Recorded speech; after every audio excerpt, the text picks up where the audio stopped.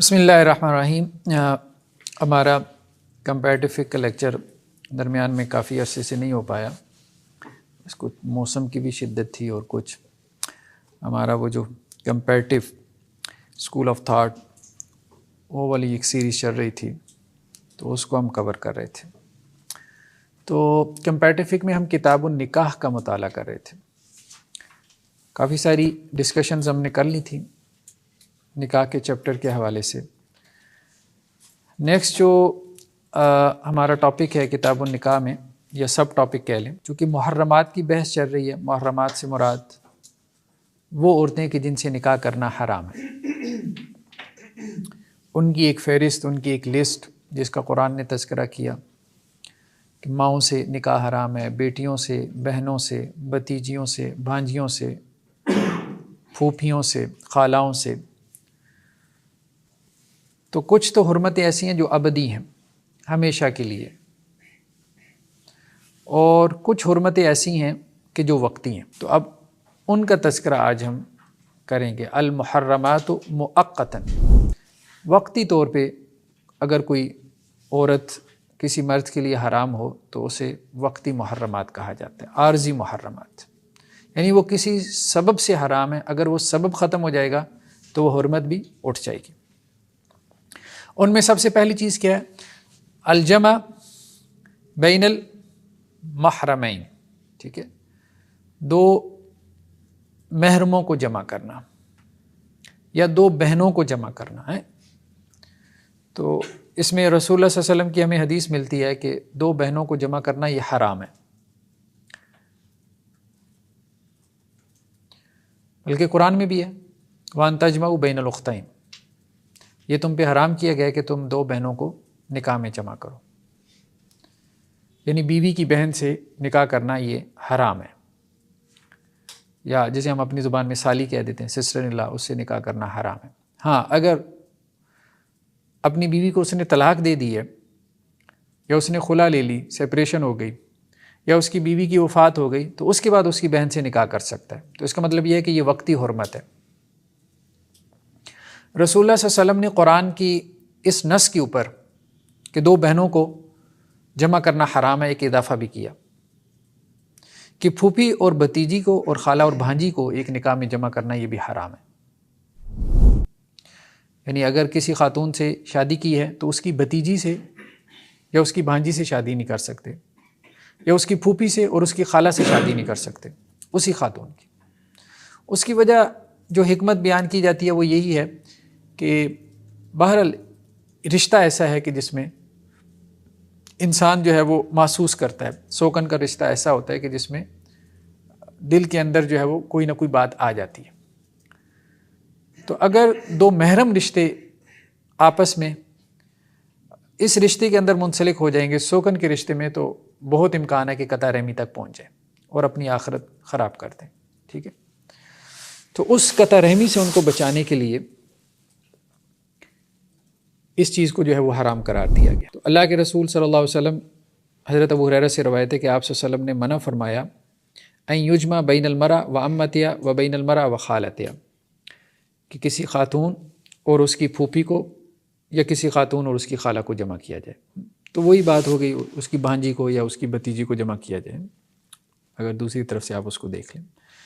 ایک اور روایت ہے فیروز دیلمی سے کہ انہوں نے اسلام قبول کیا وَتَخْتَوْ اُخْتَانِ، اور ان کی زوجیت میں دو بہنیں تھیں، یعنی دو بہنیں ان کی دو بیویاں تھیں۔ تو آپ صلی اللہ علیہ وسلم نے ان کو کہا طلق ایتہما شئت، کہ ان میں سے جس کو چاہو طلاق دے دو، ایک کو طلاق دے دو، یعنی دونوں کو تم اکٹھے نہیں رکھ سکتے۔ دور جاہلیت میں جو ہو گیا سو ہو گیا۔ حضرت عبداللہ ابن عباس سے روایت ہے کہ اللہ کے رسول صلی اللہ علیہ وسلم نے منع فرمایا، یہ بھی وہی روایت ہے کہ آپ صلی اللہ علیہ وسلم نے منع فرمایا کہ کوئی شخص جو ہے وہ اپنی بیوی کے اوپر اس کی پھوپھی لے کے آئے یا اس کی خالہ لے کے آئے، اور ساتھ ہی یہ بھی فرمایا کہ انکم اذا فعلتم ذالک قطعتم ارحامکم، اگر تم نے ایسا کیا تو تم قطع رحمی تک پہنچ جاؤ گے، قطع رحمی کرو گے۔ وہی بات کہ جو اس کی حکمت تھی کہ اس سے کیوں منع کیا گیا، اس کی طرف اشارہ کر دیا گیا۔ تو ایک تو وقتی حرمت اس کی ہے، دوسری کیا ہے؟ زوجۃ الغیر، دوسرے کی بیوی۔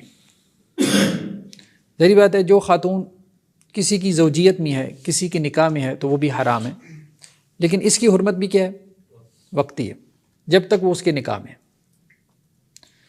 اگر وہ اس کے نکاح سے نکل جاتی ہے تو یہ اس سے نکاح کر سکتا ہے۔ قرآن میں کیا ہے؟ والمحصنات من النساء۔ اسی طرح شادی شدہ عورتیں بھی تمہارے لیے حرام ہیں،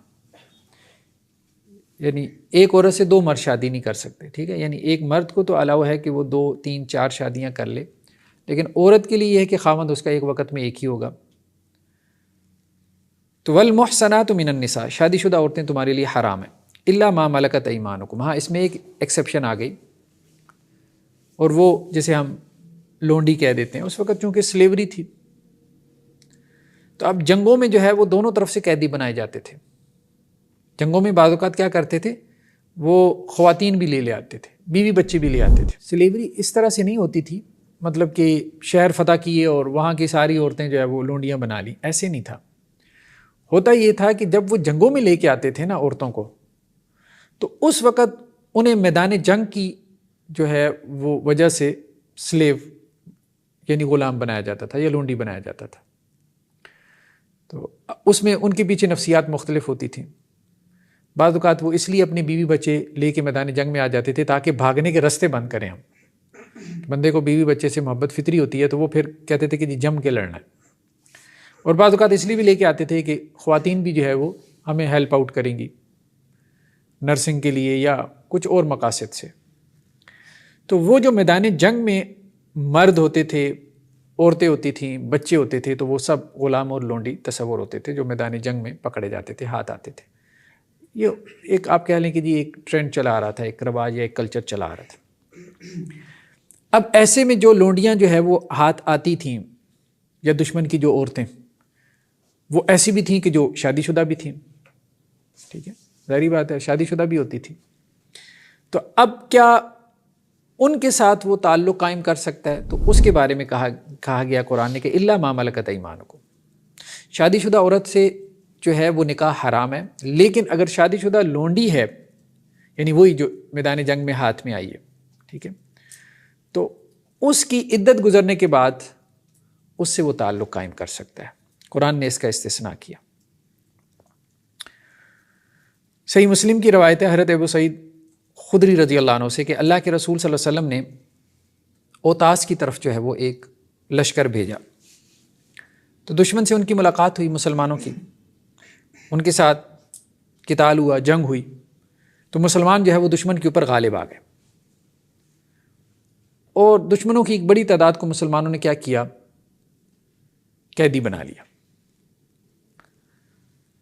تو اب اللہ کے رسول صلی اللہ علیہ وسلم میں سے کچھ لوگ ایسے تھے کہ جو ان قیدی عورتوں کے ساتھ، جو کہ مشرک قیدی عورتیں تھیں، ان کے ساتھ جو ہے وہ تعلق قائم کرنے سے گھبراتے تھے، تو اللہ نے اس کے اوپر یہ آیات نازل کی والمحصنات من النساء الا ما ملکت، یعنی وہ ان کو شادی شدہ سمجھ کے ان کے ساتھ تعلق قائم کرنے سے گھبرا رہے تھے۔ تو اس کو استثناء میں پھر قرآن نے ذکر کیا کہ نہیں، ایسا نہیں ہے، ان کی عدت گزرنے کے بعد تم ان سے جو ہے وہ تعلق قائم کر سکتے ہو۔ چوتھا کیا ہے؟ وہ خاتون جس کو 3 مرتبہ ڈائیورس ہو چکی ہو، تو وہ بھی حرام ہے، یعنی اپنے شوہر کے اوپر، ٹھیک ہے، لیکن اس کی حرمت بھی کیا ہے؟ وقتی حرمت ہے۔ وقتی حرمت سے مراد یہ ہے کہ اگر اس خاتون کا آگے کہیں نکاح ہو جاتا ہے اور وہاں سے اس کو طلاق ہو جاتی ہے، یعنی اتفاق سے ایسا ہو جائے، تو پھر وہ اپنے سابقہ شوہر کے لیے حلال ہو جاتی ہے۔ تو مطلقہ ثلاثہ اس کو کہتے ہیں۔ تو مطلقہ ثلاثہ کی حرمت بھی کیا ہے؟ وہ وقتی حرمت ہے۔ نیکسٹ کیا ہے؟ حالت احرام میں عقد نکاح، یعنی احرام تو آپ سمجھتے ہیں حج اور عمرے کا احرام باندھا ہو، ٹھیک ہے، تو حالت احرام میں کیا نکاح ہو جاتا ہے؟ یا حالت احرام میں بھی کسی عورت کی جو حرمت ہے وہ باقی ہے، یعنی اسے آپ نکاح نہیں کر سکتے۔ تو اس میں حضرت عثمان رضی اللہ عنہ سے یہ روایت ہے کہ آپ صلی اللہ علیہ وسلم فرمایا، محرم جو ہے، جو حالت احرام میں ہے، لا ينکحل محرم محرم جو ہے حالت احرام میں جو ہے وہ نکاح نہ کرے، ٹھیک ہے، اور نہ ہی وہ نکاح کروائے، ولا ينکح ولا یخطب، اور نہ ہی وہ منگنی کا پیغام بھیجے۔ حالت احرام میں اپنا نکاح کرنا یہ بھی ٹھیک نہیں، کسی کا نکاح کروانا یہ بھی ٹھیک نہیں، اور پیغام نکاح بھیجنا یہ بھی ٹھیک نہیں۔ تو آپ صلی اللہ علیہ وسلم نے اس سے منع فرمایا۔ تو صحابہ کا یہی موقف ہے۔ امام ترمذی علیہ الرحمہ کہتے ہیں کہ صحابہ کا یہی موقف ہے، اور یہی امام شافعی اور امام احمد کا بھی موقف یہی ہے، یعنی جمہور فقہا کا، کہ اگر حالت احرام میں اس نے نکاح کر لیا تو اس کا نکاح باطل ہے۔ تو حالت احرام میں جو خاتون ہے وہ بھی وقتی طور پہ کیا ہے، اس کے لیے حرام ہے۔ لیکن ایک اور روایت آتی ہے جس میں یہ بات موجود ہے کہ آپ صلی اللہ علیہ وسلم نے حضرت میمونہ رضی اللہ عنہا سے نکاح کیا وہو محرم، جبکہ آپ حالت احرام میں تھے۔ یہ روایت حضرت عبداللہ ابن عباس رضی اللہ عنہ سے ہے، لیکن خود حضرت میمونہ رضی اللہ عنہا نے اس کا انکار کیا، ٹھیک ہے، انہوں نے کہا کہ نہیں، میں حالت احرام میں نہیں تھی، میں حالت حلال میں تھی۔ تو ایک دوسری روایت میں اس کی وضاحت آ گئی، لیکن اس روایت کی وجہ سے احناف اس طرف چلے گئے کہ حالت احرام میں نکاح میں کوئی حرج نہیں ہے۔ احناف کا موقف یہ ہے، وہ روایت بھی صحیح روایت ہے، لیکن اس میں حضرت میمونہ رضی اللہ عنہا کا سٹانس یہ تھا، وہ کہتی تھی کہ نکاح میرا ہے، مجھے یاد ہے۔ تو عبداللہ ابن عباس رضی اللہ عنہ ان کو غلطی لگی ہے، انہوں نے یہ سمجھا کہ حالت احرام میں آپ صلی اللہ علیہ وسلم نے مجھ سے نکاح کیا، لیکن ایسا نہیں تھا، آپ صلی اللہ علیہ وسلم نے حالت حلال میں مجھ سے نکاح کیا۔ تو اس لیے چونکہ حضرت میمونہ کا خود کا واقعہ ہے تو ان کا قول زیادہ معتبر ہے۔ جی کس کے حالت احرام میں ہونے کی بات ہو رہی ہے؟ شوہر کی؟ جو نکاح کر رہا ہے نا، جو نکاح کر رہا ہے، ٹھیک ہے، اب ظاہری بات ہے مرد نکاح کر رہا ہے، ٹھیک ہے، مرد اگر نکاح کر رہا ہے تو اگر وہ حالت احرام میں ہے تو اس کا نکاح جو ہے وہ پھر دوسرے سے جائز نہیں۔ تو حالت احرام میں جو ہے اس کا نکاح جائز نہیں۔ ہاں اگر عورت حالت احرام میں ہے تو پھر اس عورت کا بھی نکاح جائز نہیں، وہ بھی وقتی طور پہ کیا ہے، محرمات میں سے، ٹھیک۔ تو میجورٹی فقہا یہی کہتی ہے کہ ایسا نکاح باطل ہے، لیکن احناف کہتے ہیں کہ نہیں، ایسا نکاح جو ہے وہ جاری کیا جائے گا، کیونکہ وہ عقد نکاح ہے نا، ایک کانٹریکٹ ہے نا۔ تو کہتے ہیں حالت احرام میں تعلق سے منع کیا گیا، عقد سے منع نہیں کیا گیا، تو وہ نکاح اس معنی میں لے جاتے ہیں۔ نیکسٹ کیا ہے، زواج الامہ مع القدرہ علی الزواج بالحرہ، کہ آزاد عورت سے نکاح کی قدرت ہو اور پھر وہ کیا کرے، کسی لونڈی سے نکاح کرے۔ تو علماء کا اس بات پر تو اتفاق ہے کہ غلام جو ہے وہ کسی لونڈی سے نکاح کر لے، یا لونڈی جو ہے وہ غلام سے نکاح کر لے، بس سلیوری جب عام تھی تو بہرحال یہ تھا، غلاموں اور لونڈیوں میں نکاح ایک عام بات تھی، ٹھیک ہے۔ لیکن یہ کہ ایک آزاد مرد جو ہے وہ کسی لونڈی سے نکاح کر لے، آزاد مرد کسی لونڈی سے نکاح کرے، اب وہ لونڈی اس کی اپنی تو نہیں ہوگی، جو اس کی اپنی لونڈی ہے اس کی بات نہیں ہو رہی، کسی دوسری کی لونڈی سے وہ نکاح کر لے، تو اس کو قرآن نے پسند نہیں کیا، الاؤ تو کر دیا لیکن پسند نہیں کیا۔ قرآن کا انداز کیا ہے، وَمَن لَّمْ يَسْتَطِعْ مِنكُمْ قَوْلًا أَن يَنكِحَ الْمُحْصَنَاتِ، کہ جس کو استطاعت نہ ہو کہ وہ آزاد عورتوں سے نکاح کر سکے، محصنات المؤمنات فمما ملکت ایمانکم من فتیاتکم المؤمنات، تو مومن لونڈیوں میں سے کسی سے وہ نکاح کر سکتا ہے۔ ذالک لمن خشی العنت منکم، لیکن یہ اس کے لیے کہ جس کو مشقت میں پڑنے کا اندیشہ ہو، جس کو بدکاری میں پڑنے کا اندیشہ ہو، یعنی اس کو پسند نہیں کیا گیا۔ نیکسٹ کیا ہے، زواج الزانیہ، یعنی کسی بدکار مرد یا بدکار عورت سے شادی کرنا،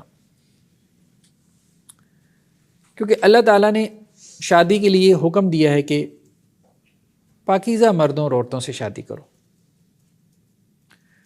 جیسے کہا گیا نا کہ والمحصنات من الذین اوتوا الکتاب من قبلکم،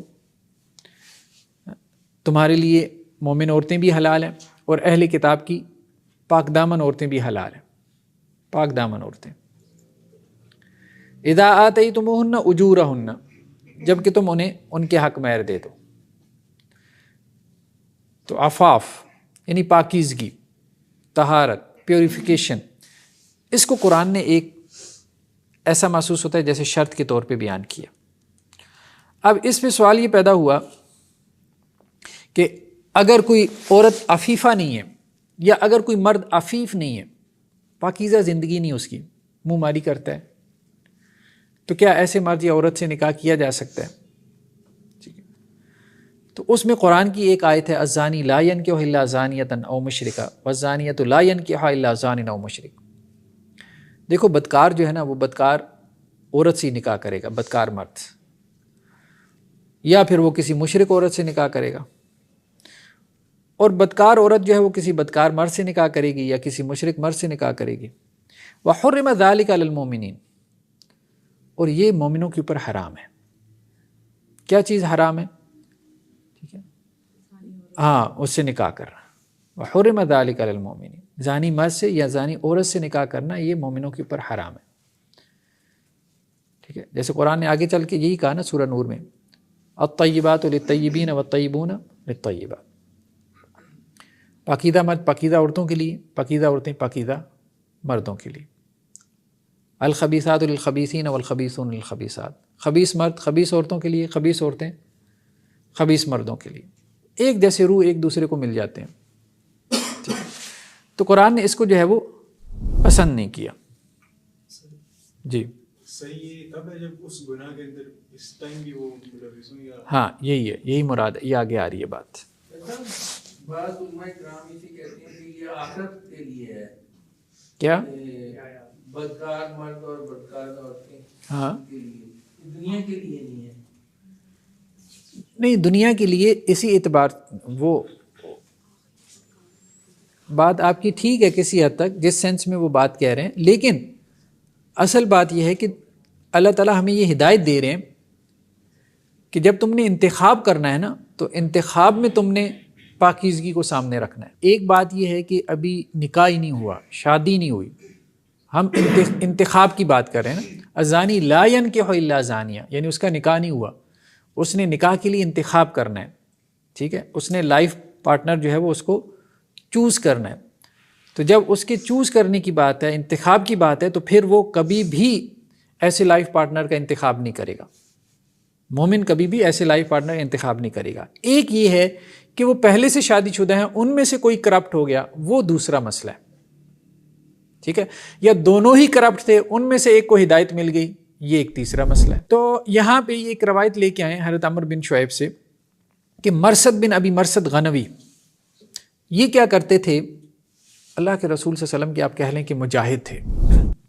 جب آپ صلی اللہ علیہ وسلم ہجرت کر کے مدینہ میں تشریف لے کے آئے، اب دیکھیں ایک ایک صحابی کا کیا کیا کریکٹر رول ہوتا تھا. تو یہ مکہ سے جو ہے وہ قیدی بگا کے لے آتے تھے. یعنی قریش کیا کرتے تھے، بہت سارے لوگوں کو انہوں نے قید کر کے رکھا ہوا تھا کہ ہجرت نہ کریں. تو اللہ کے رسول صلی اللہ علیہ وسلم ان کو بھیجا کرتے تھے، اچھا جاؤ، وہ فلاں کو فلاں کھنڈرات کے اندر انہوں نے باندھ کے رکھا ہوا ہے، قید کر کے رکھا ہوا ہے. کھانا وانا وہ دے دیتے تھے. ان کے اپنے ریلیٹیوز جو ہوتے تھے، ظاہری بات ہے رشتہ دار ہوتے تھے، پورا خاندان ایمان نہیں لایا، ان میں سے ایک نوجوان ایمان لے آیا تو وہ اس کو باندھ کے رکھتے تھے پھر کہ یہ بھاگ کے مدینہ نہ چلا جائے، اور اس کے اوپر جبر کرتے تھے، تشدد کرتے تھے کہ واپس کفر کی طرف، شرک کی طرف آ جائے. تو ایسے میں یہ جاتے تھے مکہ میں اور رات میں قیدی اپنے ساتھ اس کی زنجیریں کھول کے بگا کے لے آتے تھے. یہ ان کا کام. تو مکہ کے اندر ایک عورت تھی جس کا نام عناق تھا، وہ ان کی دور جاہلیت میں آپ کہہ لیں کہ کافی کلوز فرینڈ تھی. تو وہ کہتے ہیں فجئت النبی صلی اللہ علیہ وسلم، میں آپ صلی اللہ علیہ وسلم کے پاس آیا اور میں نے آپ صلی اللہ علیہ وسلم سے پوچھا انکحو عناقا، کہ میں اس سے نکاح کر لوں، عناق سے. قال فسکت عنی، تو آپ صلی اللہ علیہ وسلم نے خاموشی اختیار کی، کیونکہ آپ صلی اللہ علیہ وسلم کو پتہ تھا اس عورت کا کہ وہ پیشہ ور عورت ہے. تو پھر یہ آیت نازل ہوئی والزانیۃ لا ینکحها الا زان او مشرک، کہ زانی عورت سے تو وہی نکاح کرے گا جو زانی مرد ہے یا پھر مشرک مرد ہے. ٹھیک ہے، تو یعنی بدکار بدکاروں کی طرف ہی مائل ہوتے ہیں. تو اس لیے گویا کہ آپ صلی اللہ علیہ وسلم نے منع کیا کہ نہیں ٹھیک ہے، اب تمہارا اس کی طرف دل مائل ہے، لیکن نہیں، اللہ تعالیٰ اس کو اجازت نہیں دیتے. اس کو ہدایت نہیں ملی، تمہیں مل گئی ہے، ابھی تمہارے پاس چوائس ہے، تو تم نے اس کو اختیار نہیں کرنا. تو حضرت ابو ہریرہ سے بھی روایت ہے کہ بدکار جو ہے وہ اپنے جیسے بدکار سے ہی نکاح کرتا ہے. یہ بھی ابو داؤد کی روایت ہے. ابھی تک تو ہم صرف چوائس کی بات کر رہے ہیں نا، انتخاب کی بات کر رہے ہیں. تو قرآن اس معاملے میں بہت واضح ہے، وحرم ذلک علی المؤمنین، یہ جو نکاح کرنا ہے یہ اہل ایمان کے اوپر کیا ہے؟ حرام ہے۔ جب آپ کو پتہ ہے، اب آپ اس کی محبت میں جو ہے وہ کھوئی ہوئی ہیں، ڈوبی ہوئی ہیں، جیسے اب دیکھیں پرانے زمانے میں تو بہت تھا، یہ کوٹھے ووٹے ہوتے تھے، لوگ وہاں چلے جاتے تھے، ایک کلچر تھا ہمارے ہاں، کوٹھا کلچر تھا، ٹھیک ہے، تو وہ دل پھینک دیتے تھے اس کے اوپر۔ تو اب یہ نہیں، اب مطلب اس قسم کی عورتوں کو بیاہ کے گھر میں لے آنا یہ ٹھیک نہیں ہے۔ نیکسٹ کیا چیز ہے؟ نیکسٹ یہ چیز ہے کہ وہی جو بات ہم لوگ کر رہے تھے کہ توبہ اگر کسی بندے نے کر لی، یعنی کسی سے کوئی گناہ ہو گیا اور اگر اس نے توبہ کر لی تو کیا اس کی بھی بات ہو رہی ہے کہ اس سے بھی نکاح کرنا حرام ہے؟ تو نہیں، وہ اس میں داخل نہیں ہے۔ جس نے توبہ کر لی وہ اس میں داخل نہیں ہے، ٹھیک ہے، کیونکہ توبہ کیا کرتی ہے؟ پچھلے تمام گناہوں کو ڈھا دیتی ہے، ختم کر دیتی ہے۔ اللہ عز و جل کا کیا فرمان ہے؟ والذین لا يدعون مع اللہ الہا آخر، کہ اللہ کے بندے کون ہیں؟ رحمان کے بندے، ایک تو اللہ کے ساتھ شرک نہیں کرتے، دوسرا کیا ہے؟ ولا یقتلون النفس التی حرم اللہ الا بالحق، کسی جان کو قتل نہیں کرتے، اور تیسرا کیا ہے؟ ولا یزنون، زنا نہیں کرتے۔ لیکن اگر ایسا ہو جائے تو کیا ہے؟ الا من تاب وآمن وعمل عملا صالحا فاولئک یبدل اللہ سیئاتہم حسنات، جس نے توبہ کر لی، ایمان لے آیا، تجدید ایمان کر لیا، ایمان کو رینیو کر لیا، اور نیک عمل کی راہ پہ چل پڑا، یعنی پچھلی بدکاری سے اب اسے کراہت ہو گئی، پچھلی اپنی زندگی سے، لائف سے، اب وہ اپنے آپ کو پیوریفائی کرنے میں لگ گیا کہ اب میں نے پاکیزگی کی زندگی گزارنی ہے، یعنی اس نے کمٹمنٹ کر لی، جسے ہم کہتے ہیں توبۃ النصوح، سچی توبہ اس نے کر لی۔ تو یہ وہ لوگ ہیں یبدل اللہ سیئاتہم حسنات، اللہ تعالیٰ ان کی برائیوں کو کیا کریں گے؟ نیکیوں میں بدل دیں گے۔ نہ صرف یہ ہے کہ برائیاں گناہ اللہ تعالیٰ ختم کر دیں گے، ایک تو یہ انداز ہے نا، ایک یہ ہے کہ جتنے گناہ کیے تھے وہ سب نیکیوں میں کنورٹ ہو جائیں گے، یہ بہت بڑی بات ہے۔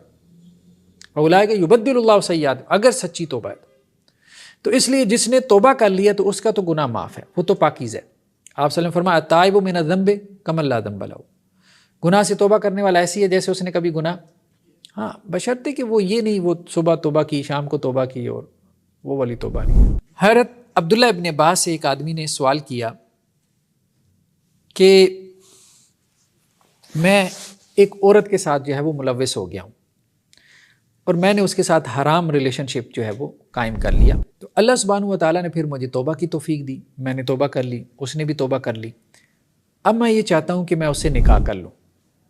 ہوتا ہے جیسے بعض اوقات حرام ریلیشن شپ چل رہا تھا، بعد میں ان کو احساس ہو جاتا ہے چلیں ہم اس کو حلال میں کنورٹ کر لیں، ہم آپس میں نکاح کر لیں۔ تو اس بندے نے یہی سوال حضرت عبداللہ ابن عباس رضی اللہ عنہ سے پوچھا، تو اس پہ وہ یہ کہتا ہے کہ جی لوگ مجھے کہتے ہیں ان الزانی لا ینکح الا زانیہ و مشرکہ، کہ تم تو دونوں مطلب آپس میں بدکاری میں ملوث رہے ہو، تو ایک دوسرے سے تمہارا نکاح کیسے ہو سکتا ہے؟ تو حضرت عبداللہ ابن عباس نے کہا کہ نہیں، آیت سے یہ مراد نہیں ہے، ٹھیک ہے، تم اس سے نکاح کر لو، اگر اس کے اوپر کوئی گناہ ہوا تو وہ میرے کھاتے میں ڈال دینا، ٹھیک ہے۔ تو مطلب یہ ہے کہ حضرت عمر رضی اللہ عنہ بھی یہی کام کرتے تھے، اگر ان کے پاس کوئی ایسا کیس آتا نا، ایک پنشمنٹ جو بھی ہے زنا کی پنشمنٹ، وہ ان کے اوپر جاری کرتے، اور دوسرا پھر کہتے جاؤ جا کے اپنا گھر بساؤ، تیسرے کو خراب نہ کرو، ان کی آپس میں شادی کروا دیتے تھے۔ تو حل یہی ہے کہ اگر ان کے اوپر حد جاری ہو گئی یا ان کو سزا مل گئی تو اب وہ آگے اپنی لائف گزاریں، آگے جو ہے وہ شادی شدہ زندگی گزاریں۔ ایک اور واقعہ انہوں نے یہاں پہ نقل کیا ہے حضرت جابر بن عبداللہ سے، کہ ایک یمنی صاحب تھے جن کی بہن جو ہے وہ بدکاری میں ملوث ہو گئی، ٹھیک ہے۔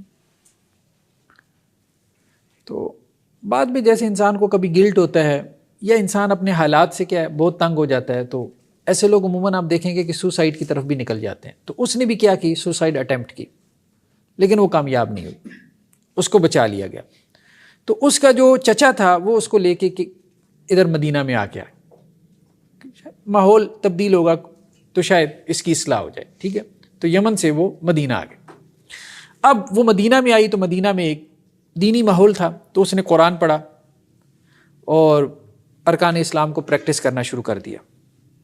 یہاں تک کہ وہ بہترین مسلمان بن گئی، پریکٹسنگ ہو گئی، ٹھیک ہے، ماحول کی تبدیلی کی وجہ سے۔ تو اب جو ہے وہ اس کے رشتے آنے لگے، لوگ اس کے چچا کو اپروچ کرنے لگے، مطلب لوگ تو نہیں جانتے تھے اس لڑکی کا ماضی، ٹھیک ہے، لیکن چچا کو تو پتہ تھا، وہ تو یہ جانتے تھے کہ جی یہ بہت عالمہ فاضلہ ہے، بہت متقیہ پرہیزگار ہے، بس اس کی زندگی میں ایک ٹرن آ گیا۔ تو اب وہ جو چچا تھا نا، اسے یہ ہوتا تھا کہ یار میں جو رشتہ بھیج رہا ہے اس کو اس کی پچھلی لائف کے بارے میں بتاؤں کہ نہ بتاؤں، کہیں یہ خیانت تو نہیں ہے کہ جو بندہ پیغام نکاح بھیج رہا ہے میں اسے چھپا لوں اس کی پچھلی لائف۔ کیا میرے لیے ضروری ہے کہ میں بتاؤں کہ میری بھتیجی جو ہے وہ فاحشہ عورت تھی اور یہ اس کے مسائل تھے، پھر اللہ نے اسے توبہ کی توفیق دی اور اب یہ نیک پرہیزگار بن گئی، کیا میں یہ اسے بتاؤں؟ تو یہ چیز اس کے دل میں کھٹک رہی تھی، تو وہ حضرت عمر رضی اللہ عنہ کے پاس آیا، تو اس نے حضرت عمر سے یہ سوال کیا، تو حضرت عمر نے اسے کہا کہ اگر تم نے اس عورت کا راز فاش کیا تو میں تمہیں چھوڑوں گا نہیں۔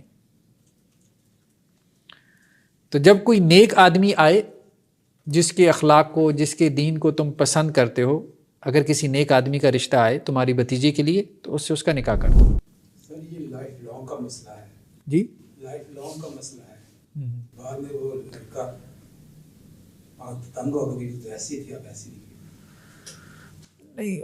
اصل بات یہ ہے کہ ایک عیب جس کو اللہ نے چھپایا ہے، مرسل نہیں چھپ سکتا نا، خام سے کہتے چھپا سکتی ہے، وہ ایک علیحدہ بات ہے۔ اصل بات یہ ہے کہ اللہ نے ہمیں منع کیا ہے کہ ہم اپنے عیوب کو جو ہے وہ ظاہر کریں، ہاں بالکل بھی اللہ تعالیٰ نے ہمیں الاؤ نہیں کیا، اجازت نہیں دی۔ تو ورنہ مرد کے اندر کتنے عیب ہیں مجھے بتائیں، مرد 100 جگہ بدکاری کر کے آ جائے، ٹھیک ہے، تو وہ بھی تو چھپا رہا ہوتا ہے۔ تو حضرت عمر نے اسے یہی کہا تھا، اس شخص کو یہی کہا تھا کہ اگر تم نے ایسا کیا، یعنی اس کے بارے میں خبر دی، اس کے عیب کو لوگوں کے اوپر ظاہر کیا جس کے اوپر اللہ نے پردہ ڈالا ہوا ہے، تو میں تمہیں اس پہ سزا دوں گا۔ باقی یہ ہے کہ دیکھیں ایکسیپٹنس پیدا ہو جاتی ہے، وہ اللہ نے پیدا کرنی ہوتی ہے، اللہ نے پیدا کرنی ہوتی ہے۔ کسی کی سچی توبہ ہے، ہو سکتا ہے ایک بندہ اس کے اوپر مطمئن نہ ہو، لیکن ہو سکتا ہے ایک دوسرا بندہ اس کے اوپر مطمئن ہو جائے، اللہ بہتر جانتا ہے، تو خواہ مخواہ اس کو شکوک و شبہات میں ضرور ڈالنا ہے۔ کچھ چیزیں ہمارے ہاں جو ہے وہ بہرحال جہالت کی وجہ سے بھی جو ہے وہ بہت زیادہ ہو گئی ہیں۔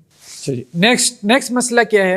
نیکسٹ یہ ہے کہ ایک خاتون جو ہے اور ایک مرد وہ میرٹل ریلیشن شپ میں ہیں، شادی شدہ ہیں، ازدواجی زندگی گزار رہے ہیں۔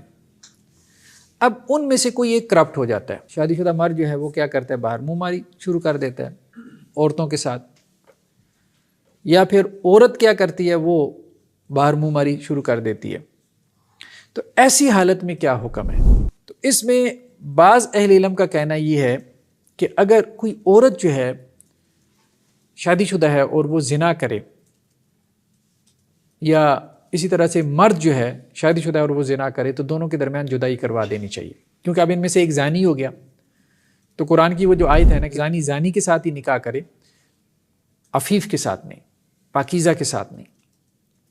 تو اب اگر اسپاؤسز میں سے ایک پاکیزہ ہے اور دوسرا جو ہے کرپٹ ہو گیا، تو دونوں کے درمیان وہ کہتے ہیں سپریشن کروا دینی چاہیے، یہ بعض اہل علم کی رائے ہے۔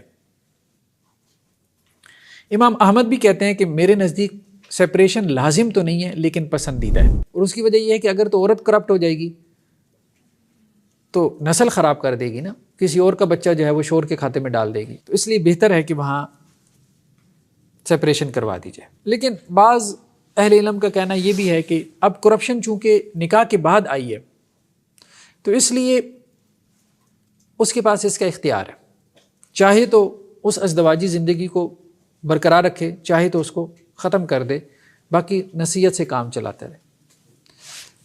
ہاں مرد تو دیکھیں اس پوزیشن میں ہوتا ہے کہ عورت کو علیحدہ کر دے، کوئی دوسری عورت لے آئے۔ بعض اوقات عورت کا معاملہ یہ ہوتا ہے کہ وہ اگر پاکیزہ زندگی گزاری ہے اور مرد کرپٹ ہو گیا تو اسے لگتا ہے کہ یہاں تو مسائل ہیں ہی ہیں، آزمائش تو ہے ہی ہے کہ ایک کرپٹ مرد برداشت کرنا پڑا ہے، لیکن اس کے بعد کوئی اور آپشن بھی نہیں ہے، بچے بھی ہو گئے، تو اس سے سپریشن کے بعد ایک اور ٹف لائف جو ہے وہ گزارنی پڑے گی، تو وہاں اس کے لیے فیصلہ ذرا مشکل ہو جاتا ہے۔ تو بہرحال ڈیپینڈ کرتا ہے، اختیار ہے اس میں، یہ اتنا بڑا عیب ہے کہ جس کی وجہ سے سیپریشن لینی بنتی ہے اور لے لینی چاہیے، علیحدہ ہو جانا چاہیے. لیکن پھر کیس ٹو کیس ویری کرتا ہے. اگر کسی کو لگتا ہے کہ نہیں یہ نہ ہو کہ یہاں سے سیپریشن لے کے کسی اور بڑے آزمائش میں بندہ پھنس جائے، دین سے بھی جائے، ٹھیک ہے، تو پھر بندہ چھوٹی آزمائش کو ترجیح دے لے بڑی آزمائش کے اوپر. زواج الملاعنہ یعنی جس کے ساتھ لیان کیا گیا ہو. لیان کہتے ہیں نا کہ لائف پارٹنر میں سے ایک نے کیا کیا، بدکاری کی، دوسرے نے اس کو دیکھ لیا.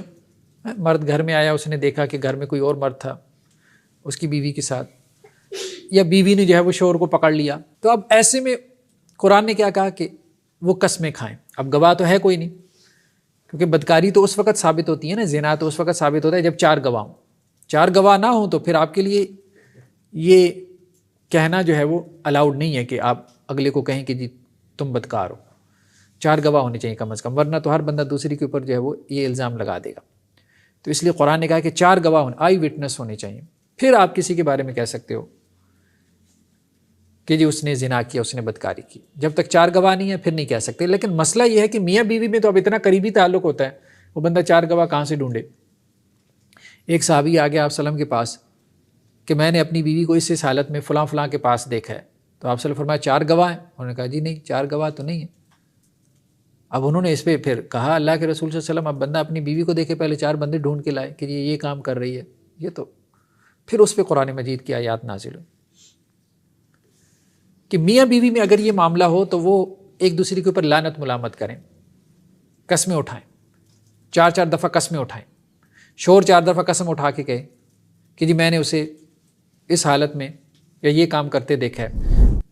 اگر بیوی خاموش ہو جائے تو ثابت ہو جائے گا. لیکن اگر بیوی بھی جواب میں 4 قسمیں کھا لیتی ہے تو اس کا مطلب یہ ہے کہ قسم نے قسم کو رد کر دیا.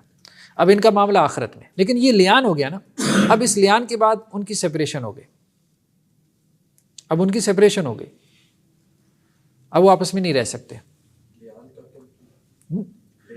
لعنت سے. ہاں وہ کیونکہ اس میں آخر میں الفاظ یہ آتے ہیں نا کہ میں اگر جھوٹا ہوں تو میرے اوپر اللہ کی لعنت ہو. جی یہ جب 4 ٹائمز کریں گے تو اسی سے واقع ہو جائے کہ دونوں سائڈ سے کرنے سے. جی اسی سے، خاص ایکسٹرا کی ضرورت نہیں ہوتی. نہیں. والذین یرمون ازواجہم جو اپنی بیویوں کو تہمت لگائیں، ولم یکن لہم شہداء الا انفسہم ان کے پاس گواہ کوئی نہیں ہے، صرف وہ خود گواہ ہیں، آئی وٹنس خود ہیں. فشہادت احدہم 4 شہادات باللہ تو ان کی گواہی کیا ہوگی؟ 4 اللہ کی قسمیں کھائیں. انہ لمن الصادقین وہ 4 قسمیں کھا کے کہیں کہ جی وہ سچے ہیں اور انہوں نے اپنی بیوی کو اس حال میں دیکھا ہے. والخامسہ اور 5ویں مرتبہ کیا کہیں؟ ان لعنت اللہ علیہ ان کان من الکاذبین اگر وہ جھوٹا ہے تو اس پہ اللہ کی لعنت ہو. 5ویں مرتبہ یہ بات کہی، ٹھیک ہے. تو اب یہ لیان ہے، یہ لعنت سے لیان بنا. اب وَيَدْرَوْ أَنَّ الْعَذَابَ أَن تَشْهَدَ 4 شہادات باللہ اور اس عورت سے حد دور ہو جائے گی، یعنی اس عورت کو کوئی پنشمنٹ نہیں ملے گی اگر وہ جواب میں 4 قسمیں اٹھا لیتی ہے اور ساتھ میں کیا کہتی ہے اِنَّهُ لَمِنَ الْكَاذِبِينَ کہ یہ جھوٹا ہے، میرا مرد جھوٹا ہے. والخامسۃ ان غضب اللہ علیہ ان کان من الصادقین اور 5ویں مرتبہ عورت بھی یہ کہے کہ اس پہ اللہ کا غضب ہو اگر اس کا شوہر سچا ہو. تو یہاں سے یہ لیان کا لفظ نکلا کہ ایک دوسرے کے اوپر لان تان کریں. تو ملاعنہ سے بھی اس کا نکاح نہیں ہو سکتا، وہ بھی اس کے لیے کیا ہے؟ حرام ہے. ٹھیک ہے. زواج المشرکہ مشرک عورت سے نکاح، مشرک عورت سے بھی نکاح نہیں ہے. ٹھیک ہے. یعنی جیسے ہندو، اب انڈیا میں تو یہ عام ہے نا کہ ہندو سے نکاح کر لیتے ہیں، اور فلم انڈسٹری میں تو یہ عام ہے. پچھلے دنوں میں وہ سوشل میڈیا پہ دیکھ رہا تھا، شاید وہ عامر خان نے اپنی بیٹی کا نکاح کسی ہندو سے کیا، اور شاہ رخ خان کو دیکھو ان کی جو ہے وہ بیوی وہ بھی ہندو ہے. مشرک سے نکاح نہیں ہے، اسلام میں نہیں ہے. اہل کتاب کی عورت سے آپ نکاح کر سکتے ہو لیکن مشرک سے نہیں کر سکتے، ہندو سے نہیں کر سکتے، سکھ سے نہیں کر سکتے، ایتھیسٹ سے، ملحد سے نہیں کر سکتے، مرتد سے نہیں کر سکتے، ہیریٹک مطلب جو دین اسلام کو چھوڑ گیا ہو اس سے نہیں کر سکتے، اس سے نکاح نہیں ہے. حرام، وہ حرام ریلیشن شپ ہے. سر اگر کوئی کر لیتا ہے تو پھر اس کا اسلامک سٹیٹس کیا ہوگا؟ کیا وہ مسلم کنسیڈر ہوگا؟ دیکھیں ہم یہ کہیں گے کہ وہ حرام ریلیشن شپ میں ہے. مسلمان تو وہ ہے. دیکھیں ایک بندہ ساری زندگی زنا کر رہا ہے، جب تک کلمہ پڑھ رہا ہے تو ہم اس کو مسلمان تو سمجھیں گے. ٹھیک ہے. ہاں یہ کہیں گے کہ ساری زندگی اس نے ایک حرام کام کیا. ٹھیک ہے. کہا کہ اندر یہ بحث ہے نا کہ اگر کسی فرض کو اور کسی شاعر اسلام کو اس کی نفی ہو جائے تب بندہ کافر ہوتا ہے. ہاں تب. ہاں تو اگر یہ مطلب کہ یہ تو ایک پبلک فورم پہ بات ہے نا کہ ایک پبلک فگر ہے شاہ رخ خان اور وہ عملاً اس چیز کی نفی کر رہا ہے اس حکم کی، جب تک وہ اپنی زبان سے اقرار نہیں کرے گا تب تک ہم کافر نہیں کہہ سکتے. ہاں جب تک زبان سے نہیں کرے گا تب تک. کچھ چیزیں ایسی ہوتی ہیں کہ جن کی وجہ سے آپ کہہ سکتے ہیں کہ یہ دائرہ اسلام سے نکل گیا, جیسے کوئی بت کو سجدہ کر رہا ہے, اس کی وجہ سے آپ کہہ سکتے ہیں, ورنہ یہ جو عمل ہے یہ تو ایک ان کے یہاں ویسی حلال حرام کہاں ہے, شادیاں بھی پتہ نہیں وہ کیوں کرتے ہیں. وَلَا تَنْكِحُوا الْمُشْرِكَاتِ حَتَّى يُؤْمِنْ وَلَأَمَةٌ مُؤْمِنَةٌ خَيْرٌ مِّن مُشْرِكَةٍ وَلَوْ أَعْجَبَتْكُمْ, اور مشرک عورتوں سے نکاح نہ کرو یہاں تک کہ وہ ایمان لے آئیں. ٹھیک ہے, مشرک عورتوں سے نکاح نہ کرو, اللہ نے منع کر دیا. وَلَوْ أَعْجَبَتْكُمْ, بھلے وہ مشرک عورت تمہیں بہت بلی لگے, حسن و جمال ہے, سوشل سٹیٹس ہے, تو اس سے بہتر ہے کسی لونڈی سے نکاح کر لو جو مومن. وَلَا تُنْكِحُوا الْمُشْرِكِينَ حَتَّى يُؤْمِنُوا, اور اسی طرح سے مشرک مردوں سے بھی اپنی عورتوں کے نکاح نہ کرو یہاں تک کہ وہ ایمان لے آئیں. وَلَعَبْدٌ مُؤْمِنٌ خَيْرٌ مِّن مُشْرِك, اور مومن بندہ بہت بہتر ہے مشرک مرد سے. تھوڑا سا ہٹ کے کہ ہم تھریش ہولڈ پر کہہ سکتے ہیں کہ یہ بندہ مشرک ہے, کیونکہ یہ بحث عمومی طور پہ چلتی ہے. اہل حدیث حضرات بریلوی کو یا بریلوی جو ہے وہ کہتے ہیں کہ یہ شرک نہیں ہے, وہ بڑا شرک ہے. نہیں, شرک آپ کہہ سکتے ہیں. دیکھیں, شرک کو شرک کہیں, کفر کو کفر کہیں.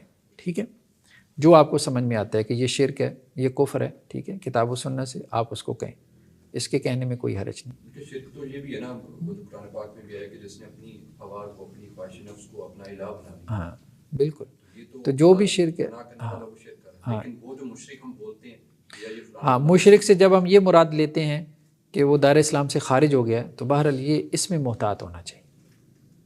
ٹھیک ہے, اس میں محتاط ہونا چاہیے. یہ فتویٰ جو ہے یہ اہل علم کا کام ہے, عام آدمی کا نہیں. اللہ تعالیٰ کہتے ہیں کہ میں شرک کے علاوہ سارے گناہ معاف کر دوں گا, وہ والا شرک ہے ایکسٹریم بتاؤ.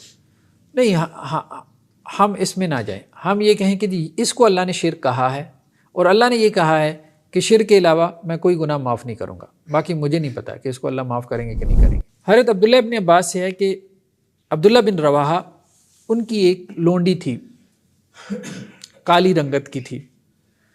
انہیں اپنی اس لونڈی پہ غصہ آیا اور انہوں نے اس کو تھپڑ دے مارا.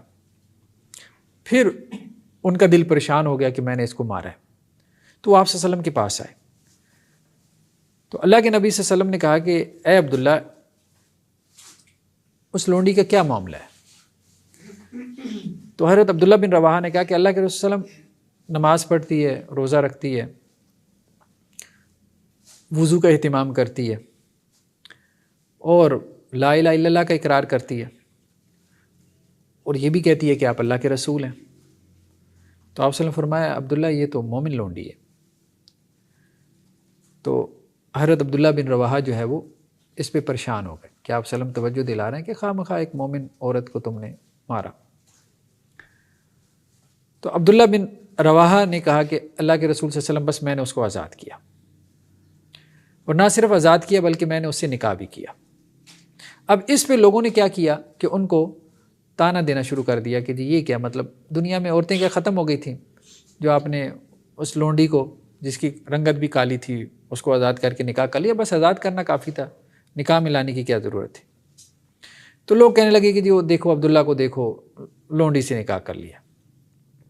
تو اس پہ پھر قرآن مجید کی یہ آیات نازل ہوئیں کہ وَلَا تَنْكِحُوا الْمُشْرِكَاتِ حَتَّى يُؤْمِنَّ, مشرک عورتوں سے نکاح نہ کرو یہاں تک کہ وہ ایمان لے کے آئیں. اور آگے کیا, وَلَأَمَةٌ مُؤْمِنَةٌ خَيْرٌ مِّن مُشْرِكَةٍ, مومن لونڈی بہت بہتر ہے مشرک عورت سے. ٹھیک, انہوں نے صحیح کیا نا, غلط تو ہاں نہیں غلط تو اس میں کیا حرج ہے. ٹھیک ہے, ہاں کوئی حرج نہیں. مطلب انہوں نے یہ سمجھا کہ میں نے اس کے ساتھ جو ایک زیادتی کی اس کو میں اس طرح سے کمپنسیٹ کر دیتا ہوں, تو ٹھیک ہے. کل اہل کتاب کی عورتوں سے نکاح, تو اہل کتاب کی عورتوں سے بھی نکاح جائز ہے. ٹھیک ہے, قرآن میں ہے کہ والمحصنات من المؤمنات والمحصنات من الذین اوتوا الکتاب من قبلکم, مومن عورتیں بھی تمہارے لیے حلال ہیں اور اہل کتاب کی عورتیں بھی تمہارے لیے حلال ہیں, اہل کتاب کی بھی. لیکن اہل کتاب کی کون سی عورتیں؟ جو پاک دامن ہوں, پاکیزہ عورتیں اہل کتاب کی. جو کرپٹ ہیں وہ نہیں, جو بدکاری میں پڑی ہیں وہ نہیں.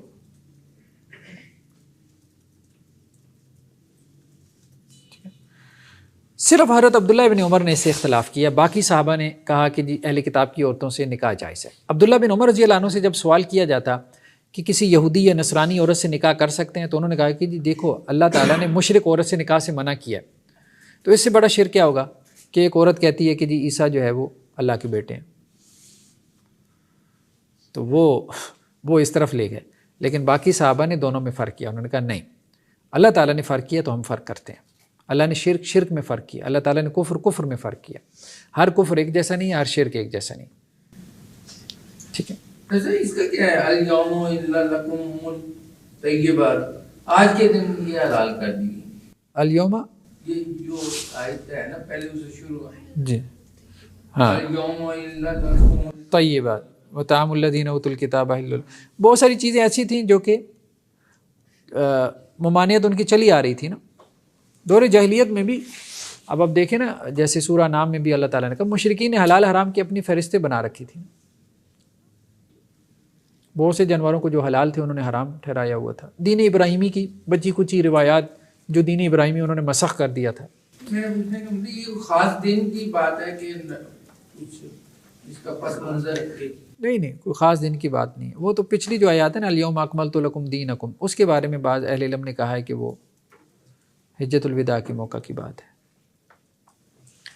یہ شرک وہ شرک لیکن یہ آخری آیات ہی ہیں، مطلب آخر آیات. جی تو قرآن میں کیا ہے؟ قرآن نے کہا ہے لم یکن الذین کفروا من اہل الکتاب والمشرکین منفکین حتی تأتیہم البینہ. قرآن نے فرق کیا کہ اہل کتاب میں سے کافر اور مشرکین، ان کو دو کیٹیگری بنایا. کیونکہ دیکھیں اہل کتاب اللہ کو مانتے ہیں، رسولوں کو مانتے ہیں، پچھلی کتابوں کو مانتے ہیں، آخرت کو مانتے ہیں، جنت کو مانتے ہیں.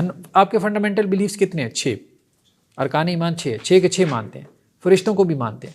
ہاں ہماری کتاب نہیں مانتے، اپنی تو مانتے ہیں. ہمارے رسول کو نہیں مانتے، اپنے رسول تو مانتے ہیں. آخرت کو بھی مانتے ہیں، تقدیر کو بھی مانتے ہیں. اور وہ اس کے بھی دعوے دار ہیں کہ جی ہم توحید پر ہیں. دعوے دار ہیں، عملاً نہیں ہیں توحید پر، لیکن دعوے دار تو ہیں نا کہ ہم توحید پر ہیں. تو یہی معاملہ ہے کہ اب مسلمانوں میں بھی خاص طور پہ جو لوگ شرک کرتے ہیں تو ہم ان کے شرک کو شرک تو کہیں گے، لیکن ان سے نکاح کو ہم حرام قرار نہیں دیں گے. جو بعض اہل حدیث حضرات سختی کرتے ہیں کہ جی بریلوی جو ہے وہ مشرک ہے اور اس سے نکاح حرام ہے، تو یہ ٹھیک نہیں، یہ سختی ٹھیک نہیں. ٹھیک ہے. باقی اس کے شرک کو آپ شرک کہیں گے اور اس کو منع بھی کریں گے. کیونکہ اس کو غلطی لگی ہوئی ہے، اور غلطی اور جو مطلب جہالت بھی وجہ ہوتی ہے. تو جہالت ہے یا خطا ہے تو یہ عذر بن جاتی ہے. جس عذر کی وجہ سے آپ اس کے اوپر فتویٰ نہیں لگاتے، ہاں آپ اس کی اصلاح کرتے رہتے ہیں، اس کو سمجھاتے رہتے ہیں، اس کی برائی آپ اس کے اوپر واضح کرتے رہتے ہیں. یہاں پہ یہ آیا بھی ہے کہ حضرت عثمان رضی اللہ عنہ نے حضرت نائلہ سے شادی کی جبکہ وہ نصرانی تھی، عیسائی تھی. پھر جب ان کی زوجیت میں آ گئی ہیں تو اس کے بعد انہوں نے اسلام قبول کیا. یہ حضرت نائلہ وہی ہے نا کہ حضرت عثمان کی شہادت کے وقت ان کی انگلیاں کٹی تھیں، یہ وہی بیوی ہیں ان کی. اسی طرح حضرت حذیفہ نے ایک یہودی عورت سے شادی کی تھی. بلکہ یہاں تک بھی معاملہ ہے کہ حضرت عمر رضی اللہ عنہ نے خط لکھا تھا، مجھے پتہ چلا ہے کہ ہمارے سپہ سالار جو یہودی عورتوں سے شادیاں کر رہے ہیں، طلاق دو. یہ بھی کہہ دیا طلاق دو. تو انہوں نے جواب میں بھی کہہ دیا کہ اللہ نے اجازت دی ہے، جس چیز کی اللہ نے اجازت دی ہے تو عمر کو اختیار نہیں ہے کہ اس کو ختم کرے. وہ خط و کتابت ہوتی رہی ہے، وہ ڈٹے رہے. اللہ نے اجازت دی ہے. آپ کون ہوتے ہیں؟ امیر المومنین ہے. ٹھیک ہے، انتظامی معاملات میں آپ حکم دیں، یہ ہمارا پرسنل ایشو ہے. حضرت عمر نے کہا نہیں، یہ پرسنل نہیں ہے، یہ پرسنل نہیں ہے، یہ انتظامی معاملہ ہے. تمہارے گھروں میں آئیں گی، سازشیں کریں گی، اسلامی ریاست کے لیے جو ہے وہ مسائل پیدا کریں گی، تو اس لیے میں تمہیں منع کر رہا ہوں. تو وہ پھر کہتے تھے یہ اللہ کو نہیں معلوم تھا سازشیں کریں گی، تو اللہ نے کیوں منع. تو یہ خط و کتابت چلی ہے. پھر یہ ہوا کوئی تقریباً 6 ماہ گزرے ہیں تو حضرت حذیفہ نے جو ہے وہ طلاق دے دی. کسی نے پوچھا جی حضرت عمر جو ہے وہ اصرار کرتے رہے تب نہیں دی، تو اب بعد میں وہی کام کر دیا. کہنے لگے بات ان کی ٹھیک تھی، گھروں میں آ کے سازشیں کریں گی، بات ان کی ٹھیک تھی، لیکن میں انہیں یہ بتانا چاہتا تھا کہ حاکم کے پاس یہ اختیار نہیں ہے کہ جبر کر سکے اس معاملے میں. باقی سمجھانے کا انداز ٹھیک ہے، وہ ہونا چاہیے، وہ رکھنا چاہیے. تو اہل کتاب کی عورتوں سے نکاح جو ہے نا، وہ آپ کسی کو سمجھائیں یار ٹھیک نہیں ہے، اچھا نہیں ہے. جیسے ہمارے یہاں ہوتا کیا ہے، اب یورپ میں جا کے ہمارے پاکستانی حضرات کیا کرتے ہیں، وہاں کسی کرسچن سے نکاح کر لیا، وہاں کا سارا کلچر ماحول ہی ایسا ہے. اب وہ نکاح تو کر لیا، اب اس کے بعد اولاد کیا بنے گی مجھے بتائیں؟ عموماً کرسچن ہی بنے گی اور کیا. 2 in 1 بن جائے. ہاں تو یہ معاملہ ہے، تو وہاں غلبہ ہے. ہاں یہ ہو سکتا ہے کہ جہاں میجورٹی مسلمانوں کی ہے، جیسے پاکستان، پاکستان میں یہاں اگر کسی کرسچین سے نکاح کرے گا تو ایک امکان ہے کہ جی اولاد اپنے باپ کے دین پر ہو. تو وہ جو الاؤ کیا گیا تھا نا تو وہ تو ایک مسلم اسٹیٹ میں جب مسلمان غالب تھے. تو اب یہ کہا گیا کہ کتابی عورتیں جو ہے اگر ان سے نکاح کر لیتے ہو تو اولاد تمہاری ایک تو تمہارے دین کے اوپر ہوگی اور دوسرا یہ غالب امکان ہے کہ وہ بھی مسلمان ہو جائے, جیسے حضرت عثمان رضی اللہ عنہ کے کیس میں. جو جب دین غالب ہو تو اس وقت یہ بات سمجھ میں آتی ہے کہ اس کو الاؤ کرنا چاہیے. ہاں جہاں دین مغلوب ہے, کفار کی ریاستیں ہیں, ان کی اسٹیٹس ہیں, تو وہاں آپ شرعاً تو کسی کو نہیں روک سکتے, وہی بات حضرت حذیفہ والی, لیکن مصلحتاً آپ اس کو سمجھاؤ گے کہ یار نہیں یہاں بات سمجھ نہیں آ رہی, اپنی نسل کو خراب کر دو گے. اب دیکھیں نا یہ جتنے ہیں, یہ اوباما بھی, اس کے بھی کوئی باپ دادا میں مسلمان ہی تھے نا. اوباما کے بارے میں میں ہسٹری پڑھ رہا تھا. اسی طرح وہ جو برطانیہ کا ایک وزیر اعظم تھا, براؤن کیا نام ہے اس کا, ہاں گارڈن براؤن, اس کی بھی اب باپ دادا میں اوپر جا کے دیکھیں مسلمان تھے. اور تیسری چوتھی نسل جو ہے وہ کہاں پہنچ جاتی ہے. تو خیر ہم یہ کہہ سکتے ہیں کہ جی ان سے نکاح جو ہے وہ پسندیدہ نہیں ہے فی الحال کی جو صورتحال ہے, لیکن ہم اس کو حرام نہیں کہہ سکتے. صابی عورت, صابی عورت کسے کہتے تھے؟ یہ ستارہ پرست لوگ تھے عراق میں, کہا جاتا تھا موصل کے قریب یہ لوگ تھے, آج کل بھی ہیں ستاروں کی عبادت کرنے والے.